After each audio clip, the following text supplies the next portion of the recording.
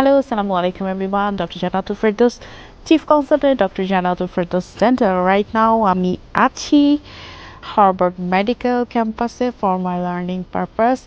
আপনারা অনেকেই আমাকে একটা প্রশ্ন অনেক সময় করেন যে আমি তো 2 বেলা ব্রাশ করি, তারপরেও আমার ব্যাড ব্রেথের সমস্যা রয়েছে, অর্থাৎ মুখে দুর্গন্ধের সমস্যা রয়েছে। এটার কারণ কি? ব্যাড ব্রেথের সমস্যা বেশ কিছু কারণে হতে পারে। নাম্বার 1, পোর ওরাল হাইজিন। আমরা যদিও দুবেলা ব্রাশ করি, হয়তো এমনও হতে পারে যে আপনি হঠাৎ করে বা আপনি একটু দেরি করে গুড ওরাল হাইজিন মেনটেন করছেন। আগে হয়তো আপনার হাইজিন মেনটেন্সটা পোর ছিল, সো সেখানে ক্যালকুলাস প্লাক মুখের মধ্যে রয়ে গেছে। সো আপনি যতই ব্রাশ করবেন, যখন ক্যালকুলাস হয়ে যাবে তখন সেটা ব্রাশের মাধ্যমে ক্যালকুলাস যায় না, কারণ এটা অনেক শক্ত একটা আবরণ দাঁতের মধ্যে লেগে থাকে। দেখবেন যে হলুদ হলুদ দাঁতের মধ্যে লেগে থাকে।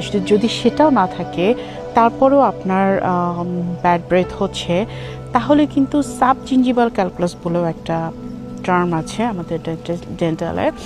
দ্যাট ইজ আমরা মাড়ি এবং দাঁতের যে সংযোগস্থলে সেখানে খাদ্যকণা ঢুকে সেখানে প্ল্যাক তৈরি করে, ক্যালকুলাস তৈরি করে দাঁতের গোড়াকে ফুলিয়ে দেয়।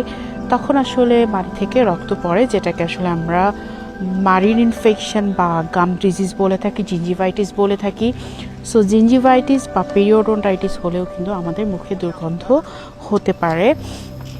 বেশিরভাগ ক্ষেত্রে আসলে জিঞ্জিভাইটিস বা পেরিওডন্টাইটিসই দায়ী মুখের অর্থাৎ এই ইনফেকশন থেকে মুখে দুর্গন্ধ তৈরি করার জন্য। সো এক্ষেত্রে বাঁচার উপায় হচ্ছে আপনাদেরকে অবশ্যই, অর্থাৎ আমাদেরকে অবশ্যই every 6 months scaling, polishing, deep ক্লিনিংয়ের মাধ্যমে আমাদের যে সাব জিঞ্জিভাল ক্যালকুলাসগুলো আছে সেগুলো দূর করা। এবং এছাড়া অন্যান্য রিজনে যদি আসি, মাইনর ক্ষেত্রে দেখা যায় যে আমরা যারা অতিরিক্ত পরিমাণে ধূমপান করি, চা, কফি বা তামাক জাতীয় খাবার, বা যারা আমরা সুপারি, পান এগুলো খাই, তাদের ক্ষেত্রেও ব্যাড ব্রেথটা কমন থাকে। এছাড়াও আমাদের স্টোমাকের ডিজিজের সাথে আসলে ব্যাড ব্রেথের একটা সম্পর্ক আছে। লাইক যাদের সিভিয়ার গ্যাস্ট্রাইটিস আছে বা যাদের ডাইজেশন প্রবলেম আছে, ঠিক করে খাবার হজম হতে চায় না, হজমের সমস্যা, তাদের ক্ষেত্রেও কিন্তু ব্যাড ব্রেথের সমস্যা হয়ে থাকে। কারণ গ্যাসটা যখন আমাদের মুখে আসে, এমন অনেক ডিজিজ আছে যেগুলোর ক্ষেত্রে হচ্ছে গ্যাসটা আমাদের মুখে চলে আসে।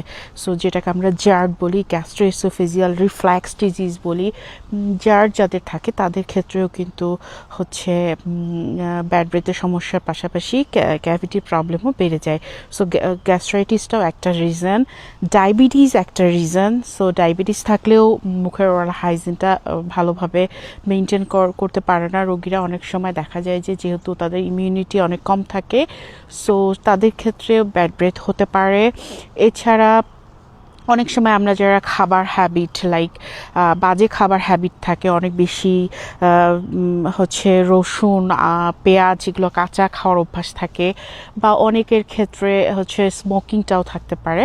এ ধরনের খাবার বা স্মোকিং থেকেও ব্যাড ব্রেথ হতে পারে। তাই আমরা এই বিষয়গুলো আসলে এক একজনের ক্ষেত্রে এক এক রকম। আপনি যদি নিজেরটা নিজে এই ভিডিও দেখে আইডেন্টিফাই করতে পারেন, ইটস ওকে, ফাইন।